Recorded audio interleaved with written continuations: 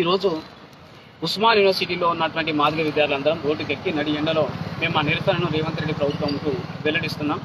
ప్రధానంగా ఆగస్టు 1వ తారీఖున సుప్రీంకోర్టు ఎస్సీ వర్గీకరణకు అనుకూలంగా జడ్జిమెంట్ ఇచ్చిన రోజు నిండు అసెంబ్లీలో రేవంత్ రెడ్డి గారు తెలంగాణ రాష్ట్రంలో ఎస్సీ వర్గీకరణ అమల్లో తీసుకొస్తాం, ప్రతి ఉద్యోగ నోటిఫికేషన్కు ఎస్సీ వర్గీకరణ వర్తింపజేస్తామని వారు బహిరంగంగా అసెంబ్లీలో హామీ ఇవ్వడం జరిగింది. ఆ హామీ ప్రకారం తెలంగాణ రాష్ట్రంలో వర్గీకరణ వచ్చేంత వరకు, వర్గీకరణ చట్టాన్ని తీసుకొచ్చేంత వరకు ఎలాంటి ఉద్యోగ నియామకాలు చేపట్టరాదని మేము మందకృష్ణ మాదిగ గారి పిలుపు మేరకు అన్ని తెలంగాణ రాష్ట్ర వ్యాప్తంగా మేము దీక్షలను కొనసాగిస్తున్నాం. ఆ దీక్షలో భాగంగా ఉస్మానియా యూనివర్సిటీలో మా మాదిగ విద్యార్థులు దీక్షలు చేపడుతుంటే ఆ దీక్షలను పోలీసుల ద్వారా అప్రజాస్వామికంగా రేవంత్ రెడ్డి ప్రభుత్వం అరెస్ట్ చేయించింది. అలాగే మేము శాంతియుతంగా ప్రజాస్వామ్యబద్ధంగా ఏర్పాటు చేసుకున్నటువంటి దీక్షా శిబిరాన్ని అక్రమంగా రేవంత్ రెడ్డి ప్రభుత్వం తొలగించింది. దీంతో పాటు మేము ఇందిరా పార్క్ వద్ద నిరాహార దీక్ష చేపడతామని ప్రభుత్వానికి అనుమతి కోరితే ఆ అనుమతిని కూడా తిరస్కరించింది. మరి ఇందిరా పార్క్ ధర్నా చౌక్ కేంద్రంలో అక్కడ అనుమతి నిరాకరించడం జరిగింది. ఉస్మానియా యూనివర్సిటీలో ఉస్మానియాలో చదువుకుంటున్న మాదిగ విద్యార్థులు దీక్షలు చేస్తే ఆ దీక్ష శిబిరాన్ని కూడా తొలగించడం జరిగింది. ఇది పూర్తిగా అప్రజాస్వామికమైన చర్య, ఇది పూర్తిగా నియంత్రిత నిరంకుశమైన చర్య. ఈ చర్యను మేము వ్యతిరేకిస్తూ ఈ రోజు నడి ఎండలో మా నిరసన ప్రదర్శన మేము వ్యక్తం చేయడం జరుగుతున్నది. ముఖ్యంగా రేవంత్ రెడ్డి ప్రజాస్వామిక పరిపాలన అందిస్తానని ఆయన ముఖ్యమంత్రిగా ప్రమాణ స్వీకారం చేసే రోజు మాట ఇవ్వడం జరిగింది.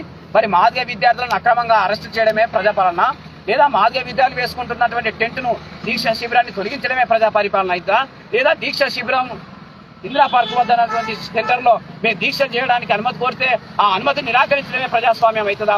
ఒకసారి రేవంత్ రెడ్డి పునరాలోచన చేసుకోవాలని ఈ సందర్భంగా మేము రేవంత్ రెడ్డి గారు సూటిగా స్పష్టంగా హెచ్చరిస్తున్నాం. గతంలో కేసీఆర్ నియంత్రిత పరిపాలన చేస్తున్నాడు, మేము ప్రజాపాలన అందిస్తామని అనేక సార్లు మాట్లాడిన రేవంత్ రెడ్డి ఇవాళ కేసీఆర్ కంటే పెద్ద నియంతగా మారుతున్నాడన్న విషయాన్ని ఆయన గుర్తుపెట్టుకోవాలి.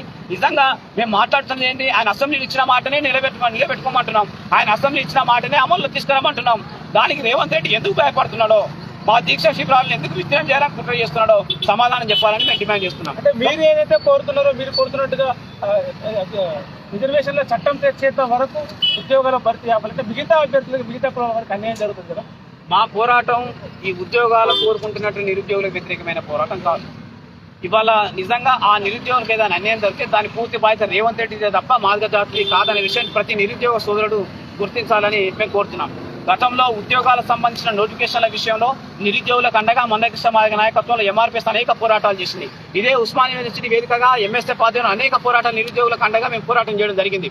ఇప్పుడు ఎస్సీ వర్గీకరణ ఆ చట్టం ఎప్పుడు తీసుకొస్తా అని చెప్పిండు రేవంత్ రెడ్డి. మొన్న 12వ తారీఖు తీసుకొస్తా అన్నాడు, నిన్న 17వ తారీఖు తీసుకొస్తా అన్నాడు. అంటే ఇంకో 5 రోజుల సమయం ఉంది. ఈ 5 రోజులలో వర్గీకరణ చట్టం రాబోతున్న సమయంలో ఇంత తొందరగా ఉద్యోగ నోటిఫికేషన్ల ఫలితాలు విడుదల చేయడంలో ఆంతర్యం ఏమున్నది? రేవంత్ రెడ్డి సమాధానం చెప్పాలి. అలాగే మేము రేవంత్ రెడ్డి చెప్పిన మాటనే మేము అమలు చేయమంటున్నాం. మేము మా వ్యక్తిగతంగా మా జాతికి అనుకున్న వ్యక్తిగత కోరికలేము రేవంత్ రెడ్డి మేము పెడతలేము. ఆయన అసెంబ్లీలో వచ్చిన మాటనే నిలబెట్టుకోవాలంటున్నాం. మరి ఆయన ఒకవేళ ఈ తప్పుడు మాట ఆ రోజు అసెంబ్లీలో ఇస్తే, ఆయన అబద్ధాలు చెప్తే ఆ అబద్ధాల బాధ్యుడు రేవంత్ రెడ్డే కదా. మరి ఆ రోజు ఈ విషయం తెలియదా ఆయనకు? ఇవాళ రేవంత్ రెడ్డి దీనికి పూర్తి బాధ్యత వహించాలి. నిరుద్యోగులు వాళ్ళకి ఏదైనా అభ్యంతరాలు ఉంటే అది రేవంత్ రెడ్డి దాన్ని తీర్చాలని చెప్పేసి మేము కోరుతున్నాం. అంటే ఒక పోటీ పరీక్షలు నిర్వహించినప్పుడు వీళ్ళంత తొందరగా ఫలితాలు వెల్లడించాలి. అంటే మీకు మాదిగలకు అన్యాయం చేయాలనే ఉద్దేశంతో ఇంత తొందరగా ఫలితాలు వెల్లడించారు. ఆ ఉద్దేశంతో మీరు మాట్లాడారు. వాళ్ళు ఈ రోజు రేవంత్ రెడ్డి ఏ నిరుద్యోగి అయినా మాకు తొందరగా పరీక్ష ఫలితాలు ఇవ్వాలని చెప్పేసి రేవంత్ రెడ్డికి అయినా లేఖ రాసిందా? ఎవరైనా ప్రశ్నించినా? ఎవరు రోడ్ల మీదకి వస్తున్నారా? ఎవరైనా ఉద్యమాలు చేస్తున్నారా? రేవంత్ రెడ్డి చెప్పింది కదా, జస్టిస్ షమీం అఖ్తర్ కమిషన్ నివేదికను ఏర్పాటు చేసే రోజు ఎస్సీ వర్గీకరణ మీద ఏకసభ్య కమిషన్ నియమిస్తున్నాం. ఆ కమిషన్ నివేదిక వచ్చిన తర్వాత వర్గీకరణ అమల్లోకి వచ్చేంత వరకు మేము ఎలాంటి ఉద్యోగ నియామకాలు చేపట్టమని రేవంత్ రెడ్డి కదా మాట ఇచ్చింది. మరి ఇచ్చిన మాట ఆయన నిలబెట్టుకోవాలి కదా. ఆ మాట నిలబెట్టుకోకుండా నిరుద్యోగులను రెచ్చగొడుతూ మాదిగల నిరుద్యోగుల వ్యతిరేకంగా పోరాటం చేస్తామని రేవంత్ రెడ్డి చిత్రీకరించడం దుర్మార్గమైన చర్య. ఒక ముఖ్యమంత్రి స్థాయిలో రేవంత్ రెడ్డి ఈ నీచ రాజకీయాలకు పాల్పడద్దని మేము స్పష్టంగా రేవంత్ రెడ్డి హెచ్చరిస్తున్నాం. దమ్ముంటే నిరుద్యోగుల న్యాయం చేయి, ఆ నిరుద్యోగులు అత్యధిక జనాభా మాదిలకు న్యాయం చేయి. మాదిలతో పాటు అన్ని వర్గాల నిరుద్యోగులకు న్యాయం జరగాలని మాదిగ జాతి కోరుతున్నది. కానీ రేవంత్ రెడ్డి మాదిలకు అన్యాయం చేసి మాలను లాభం చేసి మిగతా నిరుద్యోగులకు అన్యాయం చేయాలని కుట్ర చేస్తున్నాడు. ఈ కుట్రను మాదిగ జాతి పచ్చికట్టింది. రేవంత్ రెడ్డి అందరికి న్యాయం చేసే విధంగా నిర్ణయం తీసుకో. వర్గీకరణ జరిగేంత వరకు ఎలాంటి ఉద్యోగ నియామకాలు చేపట్టద్దని మేము కోరుతున్నాం. వీరంత త్వరగా వర్గీకరణ చట్టాన్ని తీసుకురావాలని మేము డిమాండ్ చేస్తున్నాం. खबरदार खबरदार।